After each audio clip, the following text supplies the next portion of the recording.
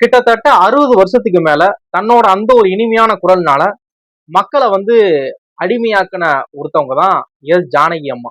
அவங்க வந்து நேத்து வயது மூப்பின் காரணமா இறந்துட்டாங்க. இவங்கள பத்தி நம்ம எல்லாருக்குமே பெருசா தெரியாத சில இன்ட்ரெஸ்டிங்கான விஷயங்களை இந்த வீடியோல சொல்ல போறேன். வீடியோ ஃபுல்லா பாருங்க, உங்களுக்கு சில விஷயங்கள் தெரியலாம். வணக்கம், நான் ஆனந்த். ஜானகி அம்மா அவங்க வந்து கிட்டத்தட்ட 1957ல தெலுங்குல எம்எல்ஏ அப்படிங்கிற ஒரு படத்தின் மூலமா தான் ஃபர்ஸ்ட் டைமா அவங்க வந்து வாய்ஸ் அவங்க இந்த உலகுக்கு அறிமுகப்படுத்துறாங்க. அப்ப இருந்து கிட்டத்தட்ட 2016ல அவங்களே அவங்க ரிட்டையர்மெண்ட் அனௌன்ஸ் பண்றாங்க. இனிமே நான் வந்து பாட்டு பாடல, அவ்வளவுதான். இனிமே வந்து நான் பாட்டு பாடுற இதுல இல்ல அப்படிங்கிற மாதிரி அனௌன்ஸ் பண்றாங்க.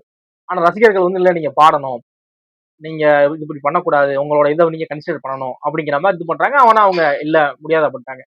அவங்களோட வாய்ஸ்ல கடைசி அவங்க பாடின பாட்டு என்ன பாட்டு அப்படின்னா, வேலையில்லா பட்டதாரி படத்துல வர அந்த அம்மா அம்மா அந்த பாட்டுல அந்த இடையில அவங்க சரணியா பாடுற மாதிரி ஒரு வாய்ஸ் ஓவர் வரும்ல, அந்த வாய்ஸ் ஓவர் இவங்க கொடுத்ததுதான்.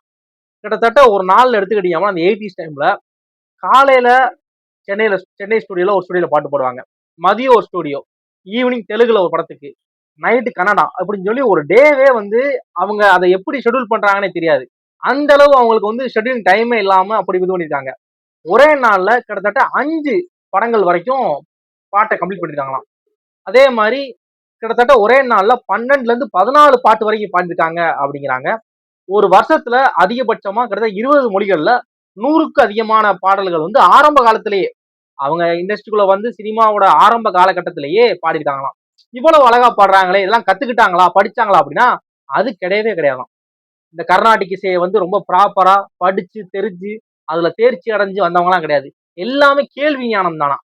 அவங்க இந்த கர்நாடிக் இசைன்பாங்கள, அதை வந்து அவங்க ப்ராப்பரா ஏதாவது ஒரு குரு கிட்ட படிச்சு அப்படிலாம் கிடையாது.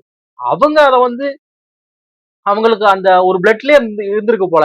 ஒரு இது கொடுக்குறாங்கன்னா அதை எப்படி பாடணும் அப்படிங்கிற பாடி அதை வந்து மியூசிக் டைரக்டர் வந்து சில சேஞ்சஸ் கொடுக்குறாங்கன்னா அதை சேஞ்ச் பண்ணி கொடுத்து அப்படி கத்துக்கிட்டதானே தவிர இதுக்குன்னு அவங்க எங்கேயும் படிக்க போகலையாம்.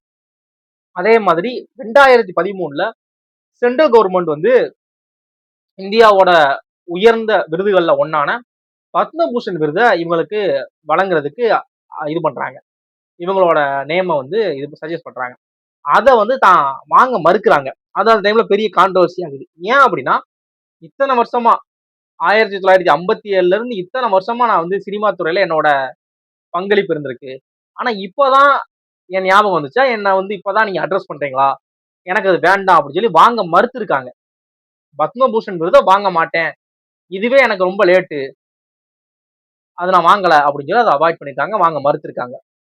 அது மாதிரி பாத்தீங்க அப்படின்னா இப்போ வந்து இவங்க ஜானகி அம்மா வந்து ரொம்ப எப்படி சொல்ல, ஒரு ஒரு ஒரு ஒரு பாட்டுன்னு எடுத்துக்கிட்டீங்கன்னா அந்த பாட்டுல வரக்கூடிய எல்லா ஃபீமேல் வாய்ஸ்க்கும் அவங்களே கொடுத்துருவாங்களாம். ஒரு பாட்டுல வந்து சின்ன குழந்தை பாட்டு பாடுற மாதிரி வச்சுக்கோங்க, அந்த சின்ன குழந்தைக்கு அவங்க தான் வாய்ஸ் கொடுப்பாங்க.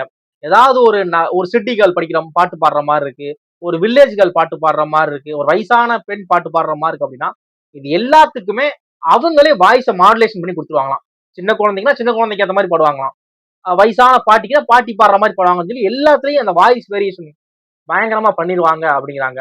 இன்னும் பாத்தீங்க அப்படின்னா இவங்க டேட்டு கிடைக்காம அந்த 80s டைம்லாம் இவங்க டேட்டு கிடைக்காம, ஏன்னா அவங்களும் ரொம்ப பிஸி, மாத்தி மாத்தி எல்லா ஸ்டுடியோ ஒரு பாட்டா முடிச்சுட்டு இருக்கனால இவங்க டேட்டு கிடைக்காம அவங்க வந்து பாடுறதுக்கு வெயிட் பண்ணலாம்னு சொல்லி வெயிட் பண்ண பல மியூசிக் டேரக்டர் இருக்காங்களாம். இளையராஜா அவங்களுக்கும் இவங்களுக்குமான அந்த கெமிஸ்ட்ரி ரொம்ப சூப்பரா இருக்குமா. அவங்களுக்கு என்ன வேணும், இளையராஜா அவங்களுக்கு என்ன வேணும் அப்படிங்கிறத அதை ரொம்ப கரெக்டா புரிஞ்சுக்கிட்டு அதுக்கேத்த மாதிரி அந்த பாட்டை கொடுக்கக்கூடிய ஒருத்தவங்க தான் ஜானகி அம்மா. அதனாலேயே இளையராஜா அவங்க வந்து அவங்க வரட்டும், அவங்க டேட் கிடைக்கட்டும் வரட்டும், அதுக்கு வெயிட் பண்ணி இவங்களுக்குன்னு வெயிட் பண்ணிலாம் பாட்டை இது பண்ணிருக்காங்க. கிட்டத்தட்ட 30,000க்கும் அதிகமான பாடல்களை அவங்க பாடிருக்காங்க அப்படிங்கிறாங்க. 20 மொழிகளுக்கு மேல பாடிருக்காங்க அப்படிங்கிறாங்க. இவங்க வந்து கிட்டத்தட்ட இவங்களோட பாடல்களை ரசிக்காத ஆளே இருக்க மாட்டாங்க அப்படிங்கிற மாதிரிலாம் சொல்றாங்க. கண்டிப்பா இப்போ வந்து நம்ம சின்ன பிள்ளையா இருக்கப்ப இந்த மாதிரி பாடல்கள்லாம் கேட்கிறப்ப என்ன பழைய பாட்டா கேட்கறீங்க அப்படிங்கிற மாதிரி இருக்கு. இப்ப நம்ம அந்த ஒரு 20s 30s கிட்ட வரப்ப பாக்குறப்ப அருமையான பாட்டா இருக்கப்பா, பக்கா மெலோடியா இருக்கே, யாரு அப்படின்னா அது இவங்க தான் பாடிருக்காங்க. அந்த அது மாதிரி நிறைய இப்ப நம்ம ராதிகா மேம் இந்த மாதிரியான பல நடிகைகளுக்கு முதல் பாட்டு இவங்க தான் பாடியிருக்காங்க. நிறைய விஷயங்கள் சினிமால பண்ணியிருக்கிறாங்க. அந்த இவங்களோட இதுலயே வந்து அந்த ரெக்கார்டிங்லயே வந்து லைவ்ல வந்து ரொம்ப கம்மியான டேக் எடுத்துக்குவாங்களாம்.